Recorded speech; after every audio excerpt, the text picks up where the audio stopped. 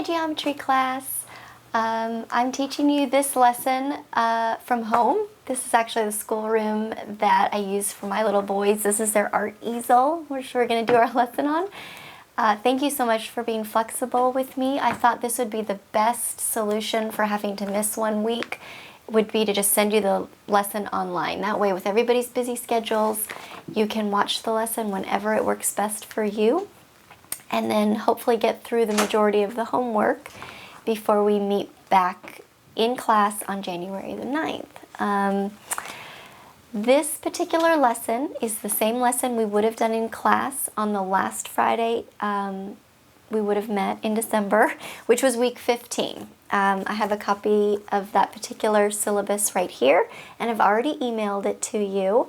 I'm going to go over all of the information that I would have in class. We're going to study section 8.1, 8.2, 8.3, and 8.4.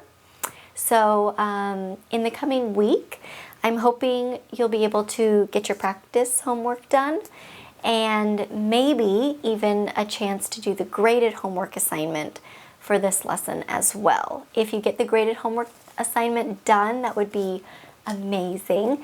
If you don't, though, I understand some of your families are traveling over the break, and I do understand that. And so I'm not going to make the graded homework assignment due until January the 16th, just in case and that way you have an opportunity to ask questions about it in class on Friday, in case you get stuck.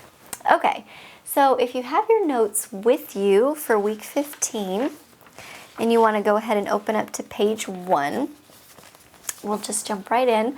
Chapter 8 is all about quadrilaterals. Quadrilaterals, as you probably already know, are four-sided figures. So a quadrilateral, the proper definition,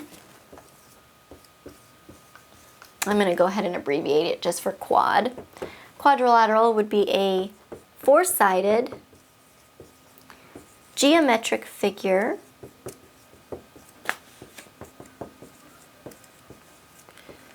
with straight sides.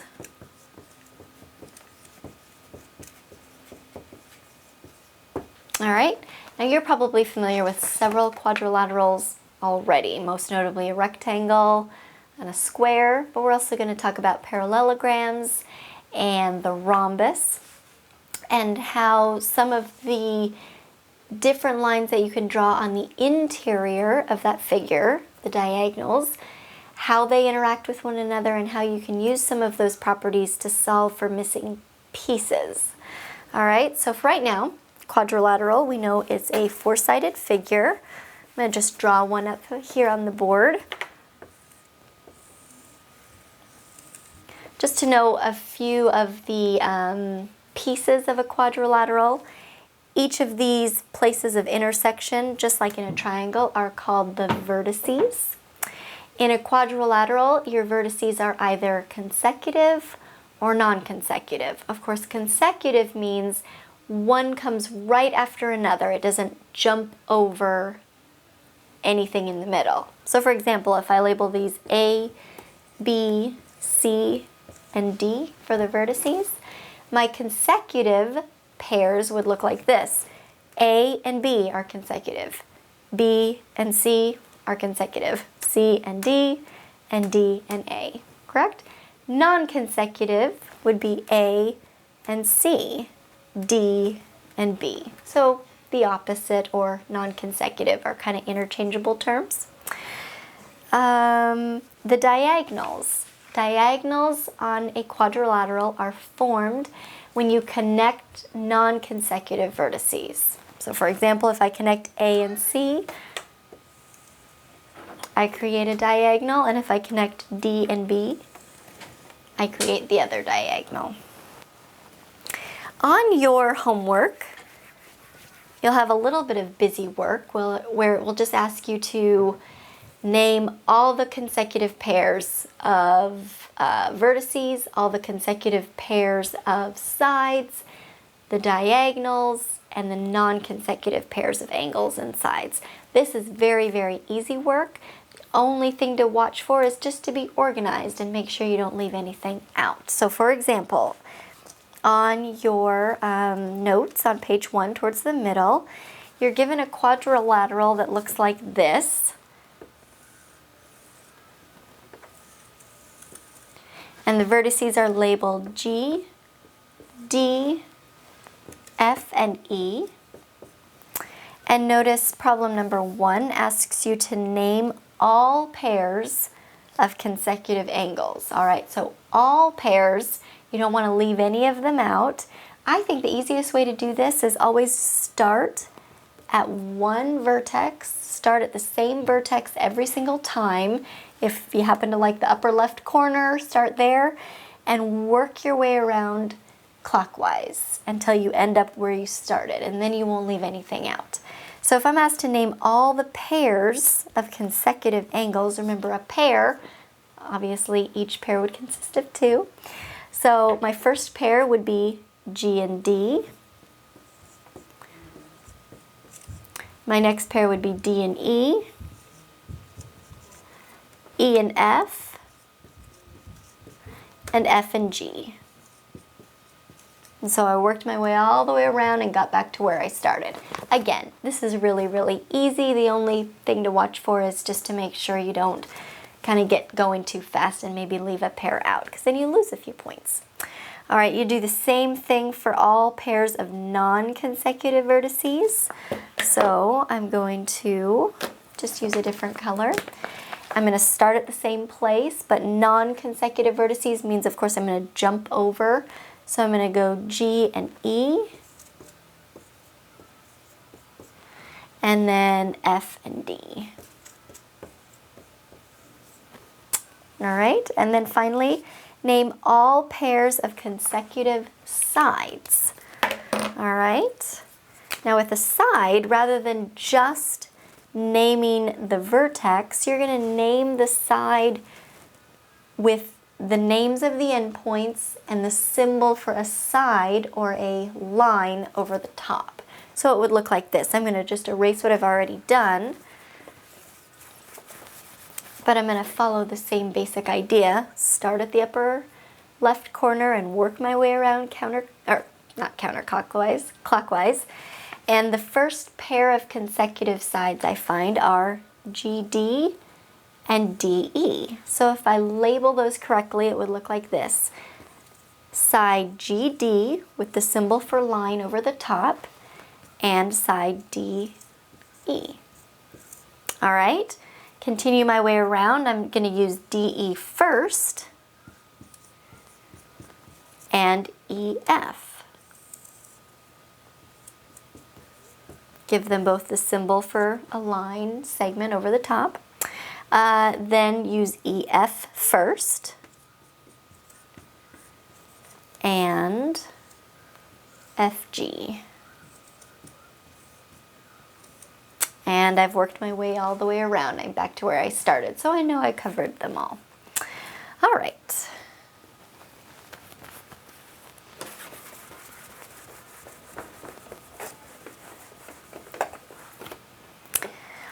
Let's go ahead and move on to Theorem 8.1.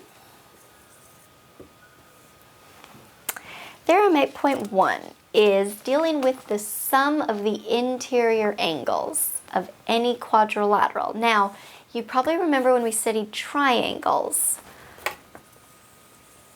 that I could take any triangle no matter what it looked like, if it was equilateral or right or obtuse.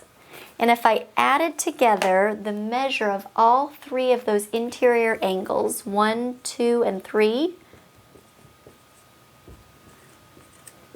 and found their sum in any triangle, they would come to 180 degrees, correct? Now in a quadrilateral, if I connect the diagonals of a quadrilateral, notice how it splits it into 2 triangles. We know that the sum of the interior angles of any triangle is 180 degrees, and we can essentially create 2 triangles from any quadrilateral. So we basically get 2 sets of 180-degree sums. So if we combine them, our magic number for quadrilaterals is 360 degrees. So if you have that on your notes, Theorem 8.1 is the sum of the interior angles of any quadrilateral equals 360 degrees. And we're going to use that magic number just like we did when solving problems involving triangles. If we knew two of the measures, we could subtract their values from 180 degrees and find the missing value. We're going to do the same thing with quadrilaterals, except now we'll be subtracting from 360 rather than 180. All right, so let's see an example of that. On your notes, you have example 4. Find the missing measure if 3 of the 4 angle measures in quadrilateral ABCD are 90, 120, and 40. All right, so they've basically said you have a quadrilateral, and sorry, I have a little baby boy trying to join this lesson. You have a quadrilateral, and you know 3 of the 4 measures are 90, 120, and 40. What we're going to do is add those 3 values together and subtract their sum from 360. And that will give us the missing number. So let's take 120 plus 90 plus 40, add them together, give me a value of 250. And we're going to subtract that from our magic number of 360.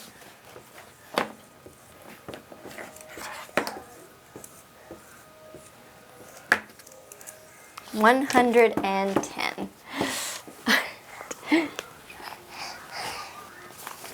Okay.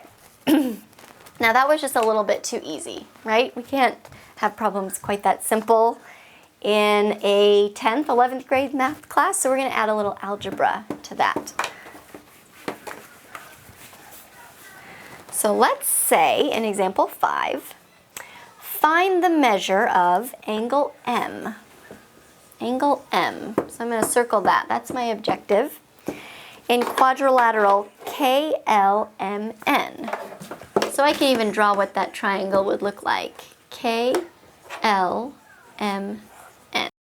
We're going to use the algebraic expressions that they supply for the 3 known angles and set it up in an equation equal to 360 degrees. So let's see the information they gave us. The measure of angle K is represented by 2x. The measure of angle L is represented by 2x. The measure of angle M is represented by 2x minus 20. And the measure of angle N, 3x plus 20. Okay, so I know all the algebraic values. Whenever you have values given to you as algebraic expressions, you should automatically know that you're going to have to use an equation to solve. So I know that this value plus this value plus this value plus this value is going to equal 360 degrees, because I know that's my magic number. Every quadrilateral, the sum of all its angles equals 360. So I'm going to set up a rather large equation that reflects that. I'm going to take 2x plus 2x plus 2x minus 20 and plus 3x plus 20 and set it all equal to 360 degrees. Now I'm running out of room here, but I'm going to clean this up quite a bit by adding like terms, and it'll make the problem much smaller, much easier to deal with. So I'm going to go ahead and underline all the terms that contain x. 2x, 2x, 2x, and 3x. Now I know those are all like terms. 2 plus 2 plus 2 is of course 6, and 6 plus 3 is 9, so I can add all of those terms together to equal 9x. All right, and then I'm left with negative 20 and positive 20. Well, those two numbers cancel each other out. They come to 0. So I don't even need to write a whole number. It came to 0, and it's all equal to 360. All right, now remember, I'm trying to solve for x because that's really going to be the key to unlocking the angle that I'm missing. So in order to solve for x, I'm going to divide both sides by 9.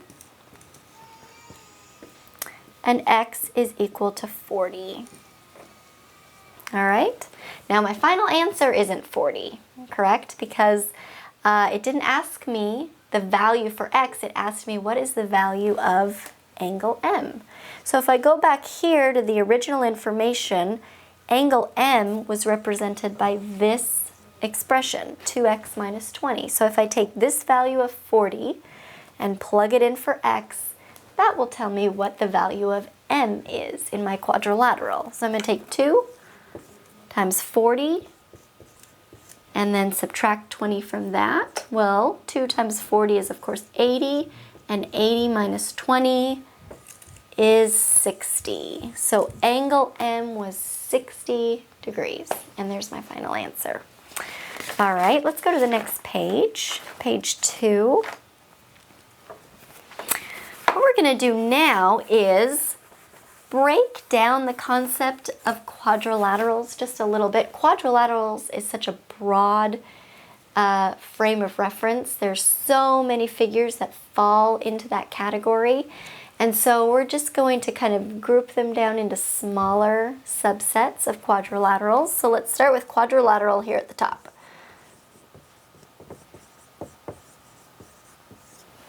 And then to make it just a little less broad, we're going to take the concept of quadrilateral, narrow it down just a bit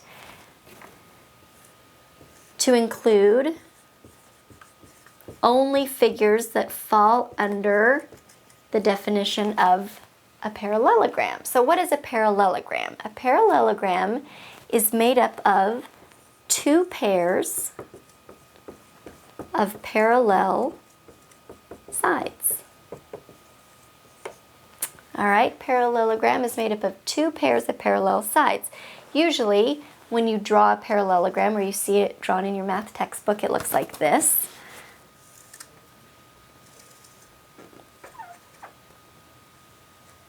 Kind of like that.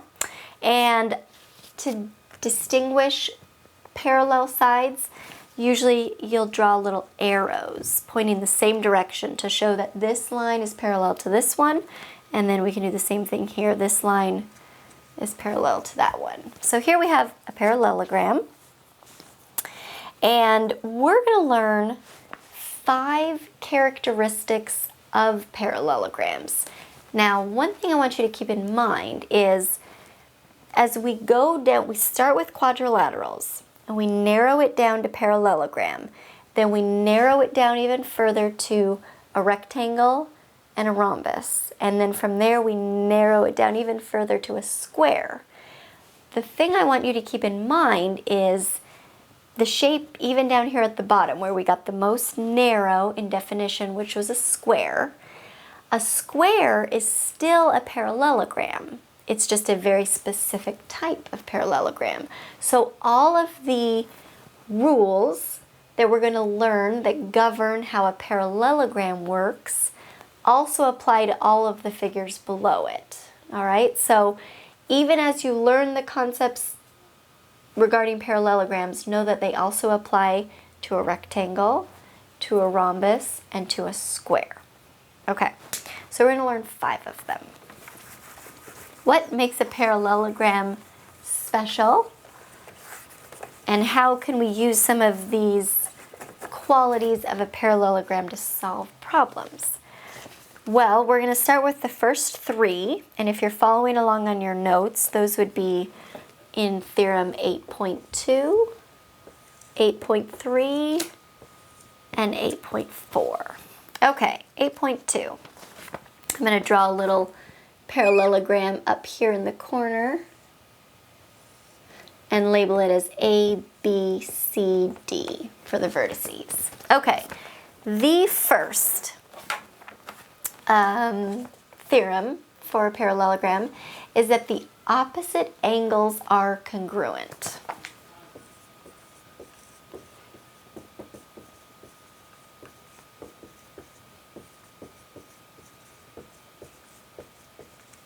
So in the case of our parallelogram here in the corner, angle A would be congruent to angle C, and angle B would be congruent to angle D. All right, theorem 8.3, the opposite sides are also congruent.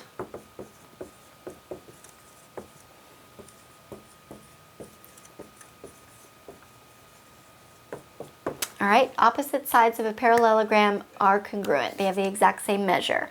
So side AB is congruent to DC, and side BC is congruent to AD in that parallelogram. All right, and finally, 8.4, consecutive angles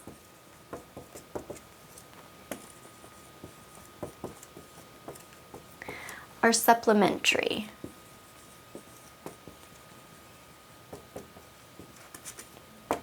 All right, consecutive angles are supplementary. I hope you remember what the term supplementary means. We've studied it quite a bit.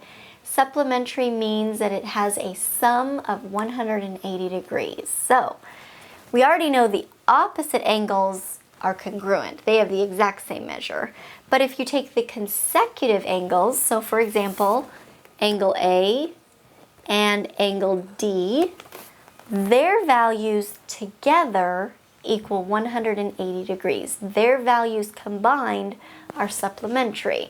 So if you know the value of one and you don't know the value of the other, you can simply subtract the known value from 180 degrees to find the one you're looking for.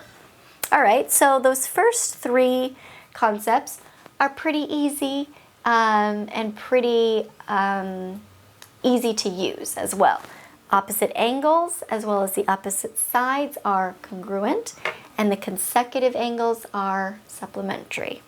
All right, let's build on that just a little bit and do the next two, 8.5 and 8.6. This is still on the same page of notes. You just have to drop down a little bit.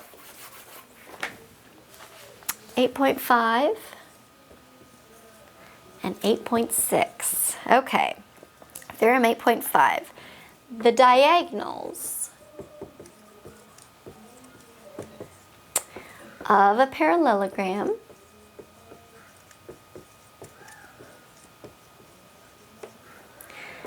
bisect each other. Bisect each other. Now we've used this word before. Bisect in geometry class, it means to cut perfectly in half. So if you draw the diagonals into a parallelogram, remember the diagonals are drawn by connecting the non-consecutive vertices. When you do that, the place of intersection actually cuts each diagonal perfectly in half. So here's diagonal AC. It gets cut into two perfectly congruent pieces, and the same thing happens to diagonal BD, cut into two perfectly congruent pieces. All right, and then 8.6 also deals with the diagonal or diagonals of a parallelogram. If you draw a diagonal into any parallelogram, it cuts the parallelogram into two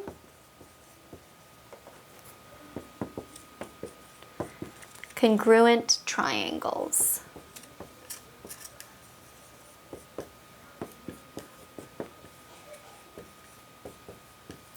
Two congruent triangles. Okay, I'm going to erase this one just so we can have a better picture. Here I have a parallelogram. And I'm going to draw only one of the diagonals. Notice when I did that, it created two triangles.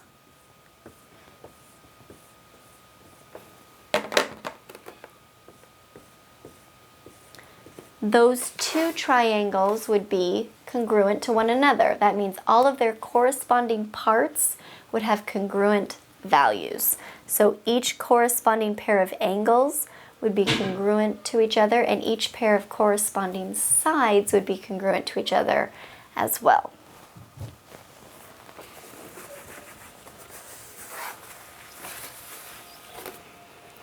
All right, so you've learned 5 qualifications for parallelograms. Now remember, again, those 5 definitions for a parallelogram also apply to the quadrilaterals that kind of fall beneath a parallelogram, such as a rectangle. So I don't want you to think of those 5 rules as only applying to parallelograms. I want you to apply them for parallelograms and then all the other figures we learn going forward. Okay, so if we go to the next page of our notes, we're going to learn a couple of tests. Now, we've done tests before. Tests always remind me of certain students that you might have in math class. I don't have any of these types of students in my class, but there might be one every once in a while who might say something like, what's the least amount of work I have to do in order to pass this class? Like I'm not wanting to go above and beyond. I just want to know what I have to do to pass, and I'll be on my way. And these tests, we've had them for congruent triangles. We've also had them for congruent right triangles specifically. They're a way of looking at a figure and using the least amount of information possible, proving if it is what you want it to be or not. And so we're going to learn 3 really easy tests for proving whether the figure that you have is a parallelogram or not. So 3 parallelogram tests.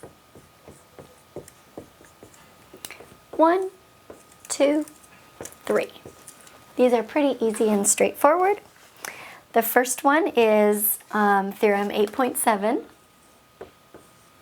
and it states simply this. I'm actually going to give myself just a little more room to write it. The first one is, if both pairs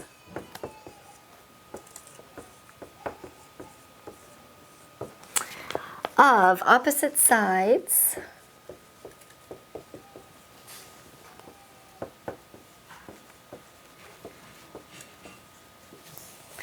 are congruent, then it must be a parallelogram.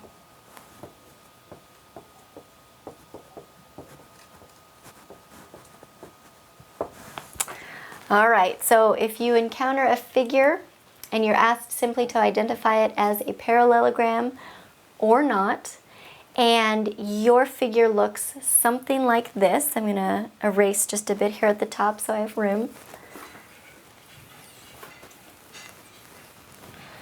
The figure has been drawn, and you've been given some tick marks in order to show congruency. The tick marks show that this side is indeed congruent to its opposite, and this side is indeed congruent to its opposite. That right there is enough information to prove that this is a parallelogram and that all the other rules that we've learned apply. This is just the least amount you have to know to prove. All right, it shows that both pairs of opposite sides are indeed congruent to one another. So that's test number 1. Test number 2.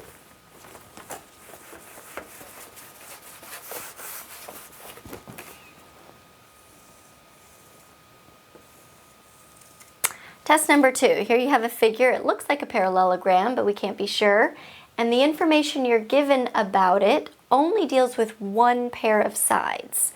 And let's say it takes these two, this pair of sides in particular. First of all, you know that one side is indeed congruent to the other. And then above and beyond that, you also know that that particular side is parallel.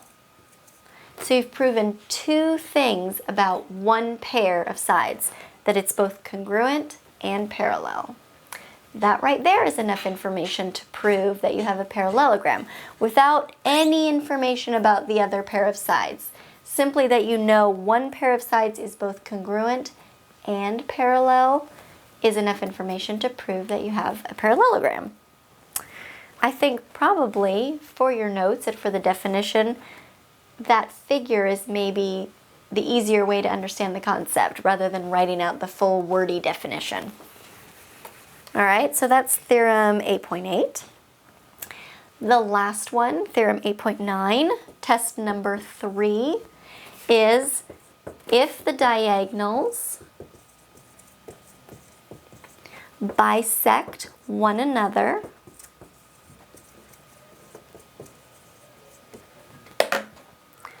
then it is a parallelogram.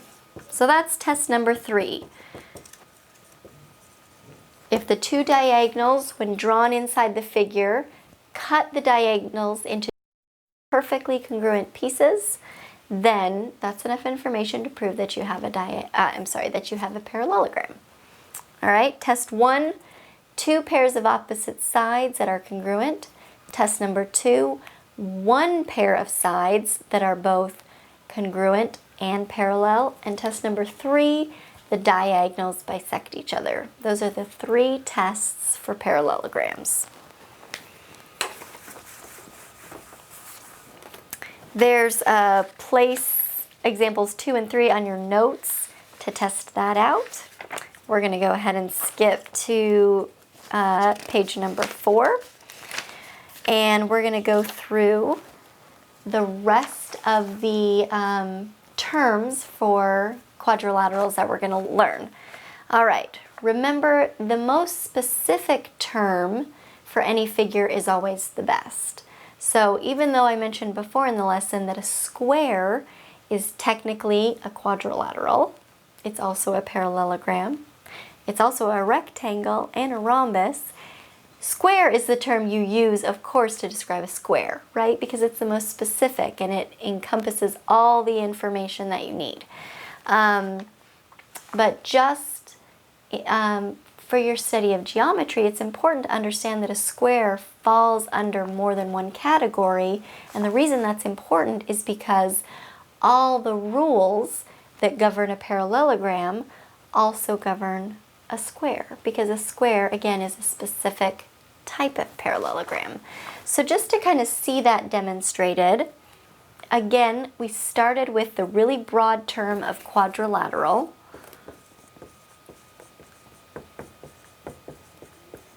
Then we got a little bit more specific by limiting quadrilaterals to just ones that have 2 pairs of parallel sides, and we made parallelograms. Now, we can break parallelograms down into 2 different groups. We can break them down into a rectangle or a rhombus. Now, a rectangle is simply a parallelogram that has been told to stand up straight. It's a parallelogram with 4 right angles.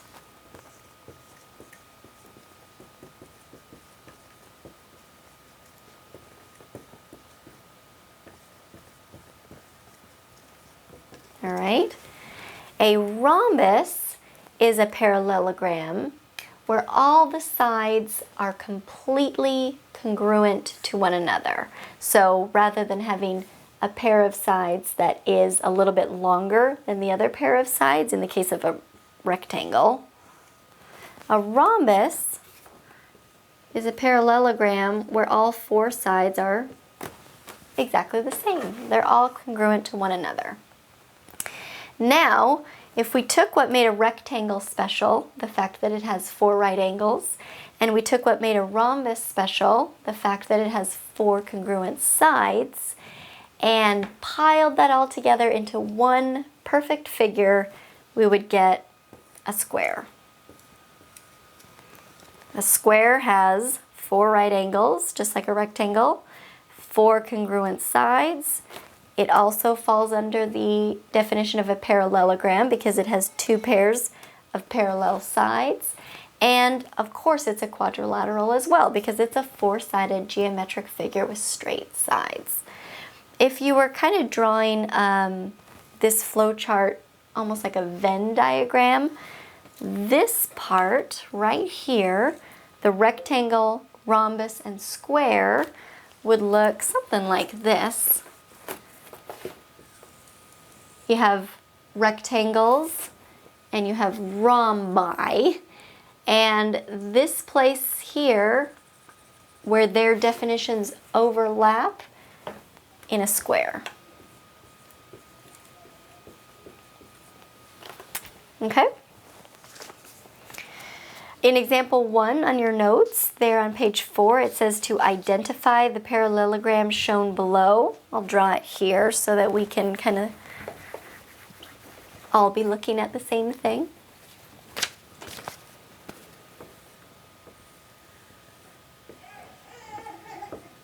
Looks like this. Notice we have a figure with four congruent sides and four right angles, so obviously that's a square. Now we could have called this a parallelogram or a rectangle or a rhombus, but remember square is the best definition because it's the most specific.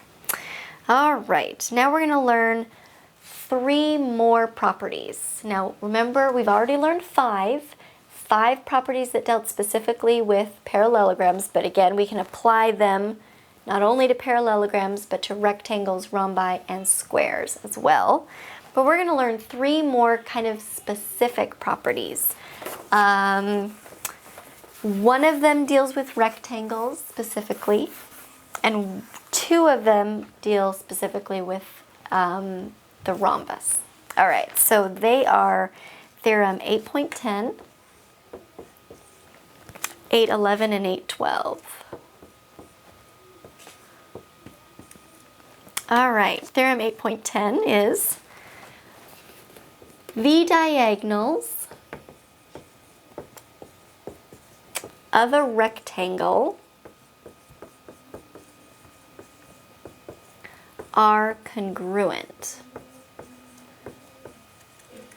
Now remember, we learned about the diagonals of a parallelogram already, that not only do they bisect one another, but they cut the figure into 2 congruent triangles. When you have a rectangle, the diagonals do those 2 things that I just mentioned, and one more thing. They're congruent to one another. So in a rectangle, the diagonals are both equal to one another. They're congruent pieces. All right, now 8.11 and 8.12. The diagonals of a rhombus, so we're just kind of getting more and more specific as we work our way down. The diagonals of a rhombus are not only falling under the 5 rules that a parallelograms do, but the diagonals of a rhombus are also perpendicular. They meet at 90-degree angles. Remember, the symbol for perpendicular is an upside down T. So you want to watch for that on your homework. You'll see that quite a bit. All right, and the final governing these specific shapes are, you know what, I'm going to erase and give myself a little bit more room. I always write a little bit bigger than I think I'm going to. 8.12 is the diagonals of a rhombus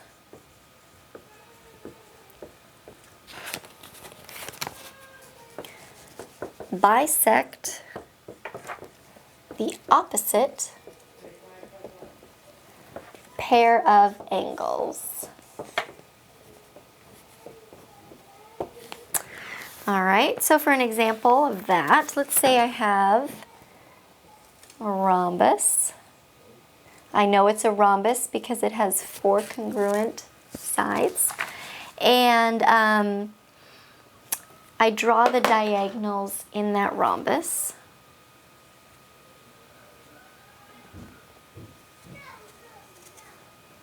So now I know that those diagonals will cut the opposite sides into congruent angles. Now that's not necessarily true in just a plain old parallelogram, but when you get more specific, in the case of a rhombus, that does become true. That if we take each angle that's been intersected by a diagonal, each of these smaller pieces will be congruent to each other. So this angle be congruent to this one. This angle is congruent to this one, and here, and here. We basically create 4 sets of congruent pairs when you write in the diagonals of a rhombus.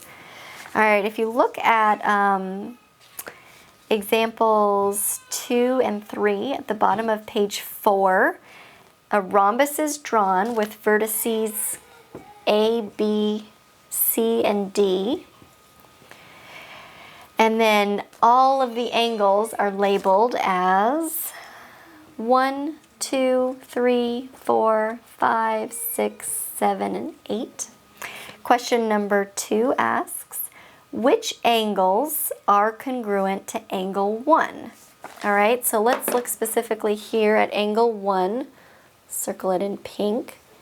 We want to know which angles are congruent to angle 1. There's 7 other angles in this particular figure, and how am I supposed to know which ones are, at least I can prove, are congruent to angle 1? Well, we have to go back to our definitions, the rules that govern how all of these figures work.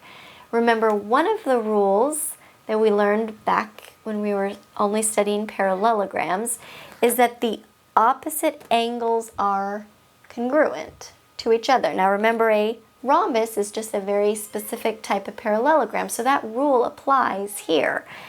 This angle at vertex A is indeed congruent to this angle here at vertex C. So basically, I know that this angle is congruent to this one. Now, because it's a rhombus, and I know the diagonals of a rhombus bisect the angles that they meet, I also know that angle 1 is congruent to angle 2 because it's part of that same pair, and that angle 1 is also congruent to angles 5 and 6 because they are forming the opposite pair of the rhombus. And again, those angles are being bisected by the diagonal. All right, so the answer to that particular question, I hope I didn't make it more complicated than I meant to, is all the angles that are congruent to angle 1 are angles 2, 5, and 6. Okay, and then question number 3 asks you, if the measure of angle 7 is 35 degrees, so let's find angle 7. It's right down here. I'll circle it in black. Angle 7 is 35 degrees. Find the measure of angle ADC. Well, angle ADC can be found by finding A, D, and C. So notice ADC is the angle that forms vertex D. It's the larger angle that holds both angles 8 and 7 together. All right, so if we know that angle 7 is 35 degrees, we know that angle 8 also has to be 35 degrees because, again, this is a rhombus, and a rhombus, when you draw its diagonals, will bisect that angle. So if one has a measure, the other angle that forms that pair has the exact same measure. So if angle 7 is 35 degrees, then angle 8 is also 35 degrees. Obviously, 35 degrees plus 35 degrees is 70. So the measure of angle ADC is 70 degrees. All right, now when you're studying this particular section, I think it helps to make a cheat sheet because it's kind of a lot of rules. This particular lesson is kind of rule intensive. So I would make 2 separate cheat sheets. And here's what I think they should look like. The first cheat sheet is going to have all of your basic quadrilaterals. And I think if you organize them the same way that I do, it makes them a little bit easier to understand. You want to start with quadrilaterals and the definition of a quadrilateral. Then you're going to get a little bit more specific with a parallelogram, and you'll want to include that definition. Then parallelograms, you know, kind of get split into 2 categories, rectangle and rhombus. And you'll want to include their definitions. And then if you take what's special about a rectangle and what's special about a rhombus, put them together, you get the square. All right, so remember, a square is also a rectangle, it's a rhombus, it's a parallelogram, and it's a quadrilateral. Also, a rhombus is technically a parallelogram, and obviously it's a quadrilateral. So notice with each term, the terms above it also apply. So if you organize your cheat sheet that way, it kind of helps you see how they all fall under one another. All right, so that's cheat sheet number 1 for studying. The other will be the rules. So get out a piece of paper and write the rules. And first I want you to write parallelogram. And you're learning 5 specific rules about the parallelogram. I covered them already. The first one, opposite angles are congruent. The second, opposite sides are congruent. The third, consecutive angles are supplementary. The fourth, the diagonals bisect one another. And the fifth, the diagonal will cut the parallelogram into 2 congruent triangles. All right, so you write those 5 rules. Then an additional 1 rule specific for a rectangle. That one is the diagonals of a rectangle are congruent. The diagonals of a rectangle are congruent. And then 2 more rules, and those are specific to the rhombus. All right, the 2 rules specific to the rhombus are the diagonals are perpendicular to one another. That's the first. And the second is that the diagonals of a rhombus bisect the opposite angles, basically creating 4 pairs of parallel angles all around the rhombus. All right, now remember, these 5 rules for the parallelogram also apply to the rectangle, the rhombus, and the square. So remember, if you're working with a square, all 8 of those rules apply. If you're working only specifically with a parallelogram, remember, you really only have to keep those 5 in mind. If you're working with a rectangle, you got to remember the 5 for parallelograms plus the extra specific one for a rectangle. And again, if you're working with a rhombus, you got to remember all of these, okay? So again, it's a little bit of a rule-intensive lesson, but they're simple rules.